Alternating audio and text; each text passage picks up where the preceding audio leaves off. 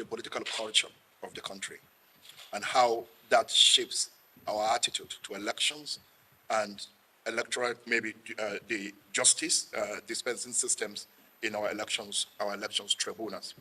So mine is not to look at the election petition processes and its dynamics, but basically to examine how our politics, the country, influence our attitude to elections petition tribunals and our conception and understanding of what justice is, whether justice has been dispensed or not.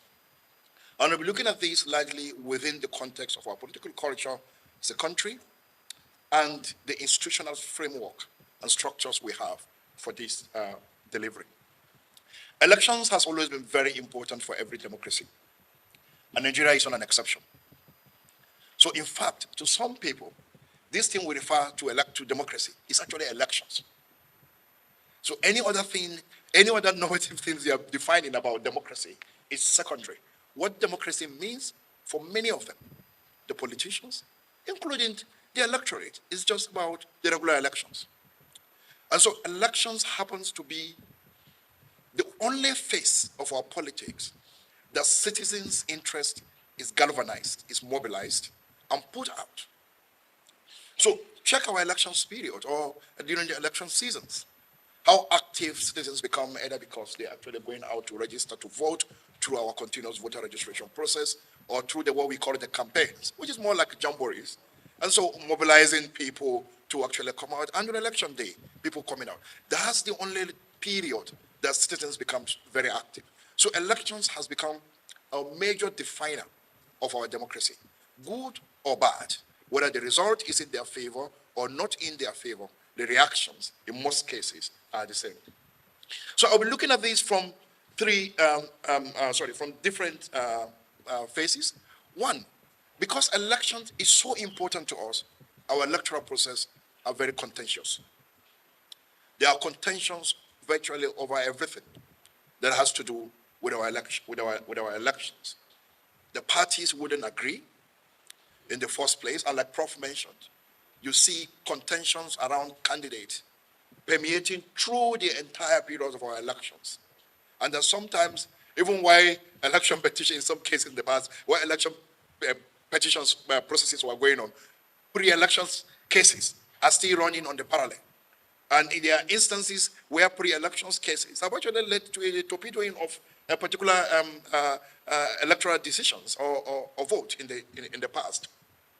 So it's always very contentious. We never agree internally within parties. As election period gets closer, new parties are emerging in those days, but thank God now we've been able to manage that significantly. Or people are decamping, moving from one political party to the next political party. You're just accessing and looking at which of the party will give you victory. And we've seen that during the last elections. Just before the INEC timetable on nominations closed, we saw two presidential candidates moving to different parties, leaving one particular party, all leaving PDP.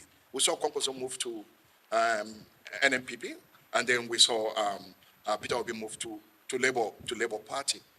And then even within the APC, you could see the kind of politics and horse trading and bricksmanship that was actually taking place within that. So our politics is generally contentious. And why is it so? One, is because our politics is about winners take all. You just have to win. Because when you win, you get everything. And when you lose everything. And so at all costs, you actually want to be on the winning side. And there are different kinds of saying by our politicians. One, on this ground, they tell you that, look, just win at all costs. Instead of you being sued, instead of you suing, it's better that you be sued. So instead of you going to the tribunal to make a complaint, it's better others go and complain about it. And so you just go to court. You do everything, you win the election, and then you go to court. Because, like Prof said, when you go to court, you can use the technical process. We are very conversant with our electoral adjudication process. People know how conservative the system is, and they know that on different technical grounds, you may pick it. And we have seen people pick victory, even in some very incredible manners. And a lot of questions people ask. I'm not a lawyer, and I'm not here to question how the process actually runs, but we hear a lot of it because citizen perception is very important. Someone will tell you, somebody came third in an electoral contest, but the tribunal, he went to court, and then the final arbiter said he actually won the election. And that stood. And that's fine. It sounds incredible. Citizens would not, there is no amount of explanation you will provide to people. You may have followed the normal judicial process. It might have worked well. But an average citizen will just not understand.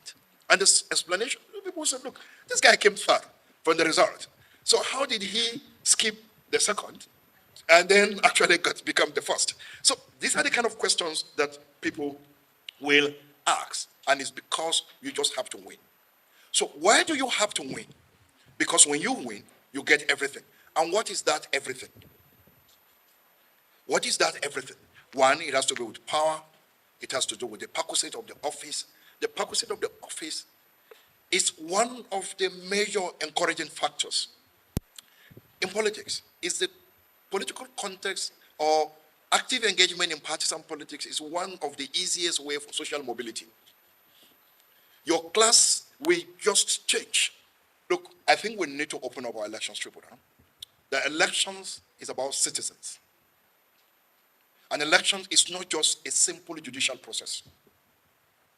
And that we'll need probably to look at whether we shouldn't have a jury approach to election petitions. A jury approach is an approach that combines citizens and the judicial institution, so that perceptions, understanding, impressions, technical knowledge, depth, everything can be brought to the table in determining elections petition. You know, recently, I think a few weeks back, I was at DC, and one of my colleagues that I was working with couldn't come to office for some weeks. And I was asking him why. He said, well, he's been conscripted into a jury assignment. And I said, oh, okay.